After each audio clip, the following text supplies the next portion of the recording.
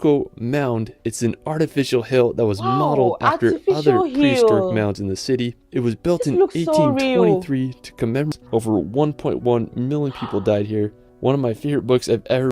My God, my God, my God. What did he just say?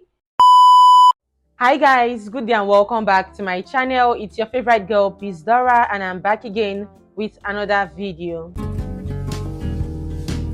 So guys, today I'm back with another one from Poland. I'm going to be checking out the top 10 places to visit in Poland. I'm curious, I can't wait to get into it. If you're new, please consider subscribing to the channel. It will go a long way, and without wasting much of your time, let's get right into the video. What's up guys, my name is Ryan and I want to show you some of my favorite places in the enchanting country of Poland. Wow. So here is my Polish top 10. Okay, top 10. Poland is home to some of the world's most stunning landscapes, really from the medieval old town of Gdansk to the towering Tatra Mountains. Poland has so much to offer. Let's start this video off at the impressive city of Krakow. Now this may be one of my favorite cities in all of Poland. Located in the southern part of the country, Krakow was founded all the way back in the 7th century, so you best believe it's full of beautiful history and architecture. Now one of the most impressive sites is the Wawel Royal Castle. It was built during the 14th century and was the first UNESCO World Heritage Site. It features architectural styles from the medieval, Renaissance, and Baroque periods. Now from the castle, you can make the short 10-minute walk to the main square. This dates all the way back to the 13th century, and it was the largest medieval town and squares in all of Europe, which is pretty crazy. I mean, it's just fascinating to think of all the history that took place here. Now in the corner of the square is the St. Mary's Basilica, which was built back in the 14th. When he said all the history that took place here, this kind of reminded me of the video that I saw recently, the animated history of Poland. These buildings actually look familiar. The structures were in that video. Now I get it. Oh, this is so beautiful. These buildings were definitely in that video. So when he said history, it kind of struck my mind like, okay, this is really nice. If you've not seen that video, you should go check it out. The video of the animated history of Poland is so touching. I recently saw it, so I'll link it up here. Yeah, let's just continue. Century, and it's a perfect example of Polish Gothic architecture. Another interesting feature of Krakow is the Kosciuszko Mound. It's an artificial hill that was modeled after other prehistoric mounds in the city. It was built in 1823 to commemorate the national hero named Tadeusz Kosciuszko. The mound is 112 feet high, and there's a serpentine path that takes you to the top to enjoy the panoramic views of Krakow and the Vistula River. Krakow is just such an amazing city, and I hope you all can visit. After Krakow, we're going to head to the Tatra Mountains. Now located about a 2-hour drive from Krakow, the Tatras are a stunning mountain range that straddles the Polish and Slovakian border. Now the best town to access the Tatras is Zakopane, now located right at the base of the mountains. Zakopane is a perfect starting place for your mountain adventures. During the wintertime, Zakopane is an ideal place to go skiing, and in the summer months, it's a prime place to start your hike into the mountains. One of the most impressive spots in the Tatras is the Morskie Oko Lake. You can make the 16-kilometer round-trip trek to the scenic lake. I mean, just such a phenomenal view up there. An interesting fact is that the Tatras are the smallest alpine mountain range in all of Europe, and they're home to plenty of wildlife such as the Eurasian brown bear. I just love how the Tatras look. They have such a unique and jagged look to them, and I just want to go hiking them this summer. Now if you're into World War II history, you can visit the Memorial of Auschwitz concentration camps. This is located about an hour's drive from Krakow. Now Auschwitz is infamously known to be one of the most horrific Nazi concentration camps. Over 1.1 million people died here. One of my favorite books I've ever. My God, my God, my God. What did he just say? Over 1.1 million people died here. Oh, this must be emotional for anyone who goes here to visit, you know. Oh, wow, goodness. 1.1 million people, World War II. Oh, goodness. Okay, let's just go ahead. Read is called The Auschwitz Escape, and it tells the story of how 2 prisoners made their daring escape from this concentration camp. Now after, we're going to head to the northern part of Poland to visit Sopot. Now located right on the Baltic Sea, Sopot was established in the 8th century and grew as a commercial trading post and fishing village. Over the centuries, Sopot faced adversity as it was abandoned, burned, and then rebuilt, but in the early 19th century, Sopot started to gain popularity thanks to its spa and public baths, and it quickly became a holiday resort town. Today, Sopot is a thriving tourist attraction, where there you can take a walk on Europe's longest wooden pier, where you can enjoy the swans and endless sandy coastline. Now I understand why it's called the Polish Riviera. Now after Sopot, we're going to head over to neighboring Gdansk.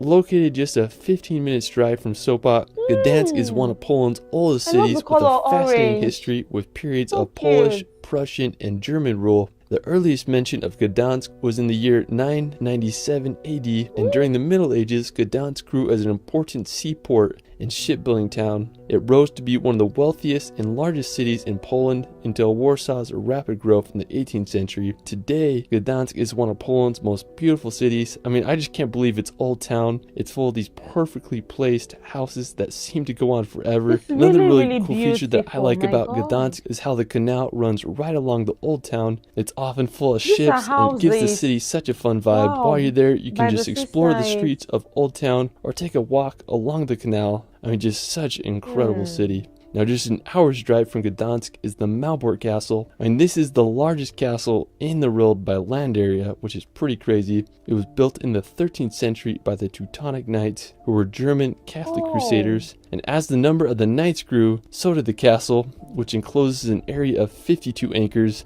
I mean, it's just crazy to think that people were able to build such buildings back then. More than half of Malbork Castle was destroyed during World War II, but thankfully it was rebuilt to its former glory. Now after Malbork, we're going to head over to the Masurian Lake District. Located in northeastern Poland on the border of Kaliningrad, this lake district is one of the most visited lake districts in all of Central Europe, and it's home to over 2,000 lakes. It's a perfect place to go sailing, fishing, or just swim in the lake. I mean, I just can't think of a better place to go on a hot summer day. Now, aside from the lakes, the area is full of beautiful forests, perfect for hiking and exploring. The Masurian Lake District is definitely a hidden gem that deserves a visit. Another scenic place for nature lovers is the Pieniny National Park. Now, okay, there's an advert right here. I'm just going to skip it. Located in both southern Poland and northern Slovakia, Pieniny is one of the oldest and smallest national parks in all of Poland. I mean, I just think it's such a beautiful area. The river runs right through it, and it acts as a natural border between Poland and Slovakia. The national park is home to many animal species, such as the Eurasian lynx, which I think is like one of the coolest animals ever. One of my favorite features of the park is the three crowns. The rock feature is made up of 5 sharp limestone peaks that create quite the sight. Now, another beautiful nearby spot is the Niedzica Castle. This 14th century castle is located just a few minutes away from the park. I mean, this whole area is just incredible. Now after, we're going to head over to the beautiful city of Wrocław. I mean, it's such a tricky pronunciation. Now located in western Poland, about a 3-hour drive from Krakow, Wrocław is such a charming historical place. It's home to one of the most beautiful market squares in all Europe. It's lined with elegant townhouses and cobblestone streets. Wrocław also has one of the most beautiful cathedrals in Poland. It was originally built in 1272, but has been damaged. Okay guys, one thing I've noticed is that their houses are really, really colorful, because from all the beautiful places he has shown, all the houses I've been seeing, they're like painted in white, orange, yellow. The roofs are mostly like orange colors and brown colors. It just looks really colorful and beautiful, you know. Where I am, houses are rarely painted orange and yellow, you know, such bright colors. So seeing this, it just looks really beautiful and awesome to me. You know, it looks fascinating. Let's just continue. It was originally built in 1272, but has been damaged and rebuilt several times throughout the centuries. I just love its double spires. Wrocław is just the perfect place to just walk around and explore for a day. Now for our final destination, we're going to head to Warsaw. Located on the Warsaw. Vistula River in east-central Poland, Warsaw is the capital and largest city in the country. Warsaw began to grow in the 16th century when the capital was moved there. It was called the Paris of the North, but sadly, Warsaw was damaged extensively during World War II, with over 85% of its buildings in ruins. Thankfully, today it's a bustling capital the with a same population of 1.8 million. One of my favorite buildings of the God. city is the Palace of Culture and Science. At 778 feet tall, it's the 5th tallest building in the EU. The crowning feature of the city is Warsaw's Old Town. It was established during the 13th century and is full of history and medieval architecture. Like the main part of the city, the Old Town was almost completely destroyed during World War II, but it was miraculously restored and was made a real heritage site in 1980. When you're there, you can just explore the square and marvel at all the history that took place in this medieval Old Town. Well, that is it for my Poland top 10. Let me know where your favorite place is in Poland in the comments below.